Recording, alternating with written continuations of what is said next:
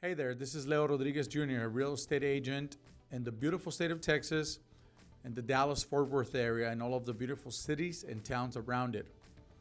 Today, I have a question for you. What is the first step to take when you're thinking about buying a home?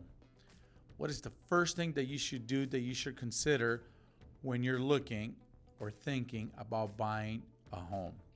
Before I give you that answer, let me tell you, if any other questions come up during the video, feel free to reach out at any of our social media platforms. You can find us on Facebook under Your Agent Leo, or you can find us on Instagram at Your Agent Leo as well, or you can find us on YouTube under Living in Texas, Dallas-Fort Worth. So any questions that come up, feel free to reach out, message me there. You can also call or text me directly to my personal phone, 801-660-0069. All right, so the first question you should be asking yourself when you're getting ready to buy a house is, how much do I qualify for? And as obvious as this question may seem, I promise you, it's the number one question that people have and should have when they're getting ready to buy a house. What will happen if you don't ask yourself that question? Two potential scenarios can happen. One, you may start looking at homes, even go visit them or spend time online looking at beautiful homes, mansion type homes that you think it's your dream home, and you're planning already what furniture you're gonna put in. You're already imagining yourself in that home, right? Well, it turns out that once you go apply and see what you qualify for, it might not be enough for you to purchase that home. You just wasted precious time and your hopes were high and now sunk. The other scenario could be the opposite. It could be that you really think that you can't afford your dream home, so you're looking at something under your budget, but it might turn out that you did in fact qualify or could have qualified for your dream home. In either scenario, your hopes were damaged and your time was wasted, right? Because we didn't have the accurate information as to how much you really qualify for. So I'm gonna share with you a couple of things that the lender will look at when he's trying to help you qualify for your home. These will be in general terms. We'll go deeper into each one of these steps in later videos. And there might be more steps. I mean, every case is different. Every situation, every household comes with its own advantages and challenges. So these will be general terms that will serve as a foundation for you to get ready to purchase your home. So here are 4 requirements that we need to look at and consider as we're getting ready to get you your first home. Number 1, credit score. Where does your credit need to be to get into the home that you want? A lot of people throw out numbers just over 700, over 750. It's not necessarily true. If your home is not going to be very expensive, or if you have a large down payment, like I said, there's just so many scenarios that can allow for you to even come in with a lower credit score. Is it the best scenario? Maybe not. I mean, we got to consider interest rates and all of those things. But could you get in a house with a lower credit score than you might think? Probably. So it's just something to consider. And like I said, it depends on each situation. But we need to know what your credit score is and where it needs to be depending on the home that you want. Debts versus income. How much do you owe? What are your payments monthly? And how much are you making in a year?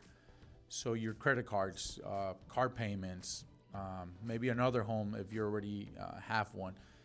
Those kinds of things. How much are you paying out each month and how much money is coming in? That's going to be very important to know how much you qualify for. Your down payment. How much money are you giving down at the time of the purchase of the home? Or are you going with a 3% down or a 10% down? Or are you trying to go with no down payment? There are options out there for you to get a home with no down payment or very little money for down payment. Again, multiple options. It depends on your specific scenario and your goals for the kind of home that you want. And number 4 here, your work history. In general terms, most lenders like about 2 year work history. It varies if you're self-employed or if you've been at a job for a long period of time. There's a lot of things that vary. If you switch jobs right before, but you're within the same industry, same company, but you relocated, it's a little different, and they'll count the time that you've been with that industry, even if you did switch jobs. It just varies a lot. So we definitely need to get with the lender and ask him all those questions. So those are the 4 things that you should consider right off the bat. As soon as you think about buying a home, your credit score, where it's sitting at, your debt versus income ratio, your down payment capability, if you want to even do a down payment, and your work history. Those are 4 of the things that you should consider. Now, keep in mind that it's free to meet with the lender, with the mortgage lender, to ask him all of these questions. It doesn't cost anything. They don't get paid until you sign the loan, and the loan closes. That's when they get their money. So it's very important that we get with the lender ASAP. Is there any commitment after you meet with the lender? 0. There is no commitment between you and the lender just because you met with them to ask him these questions. So I think as soon as you think about wanting to buy a house, we have to find out what you qualify for. So don't hesitate to call, don't hesitate to text. It's just something that needs to be done sooner rather than later. And I really hope that as you get into this journey of wanting to buy your own home, that you get the most information possible. I promise you, the better information you have, the better decisions you will take. My wife and I, till this day, still regret not having gone to meet with the lender and an agent to ask those questions when we were a lot younger. We bought our house, I think I was about 30, 29-ish. It turns out after meeting with the lender that I could have bought a home a few years back easily. I just thought it was harder than it actually was.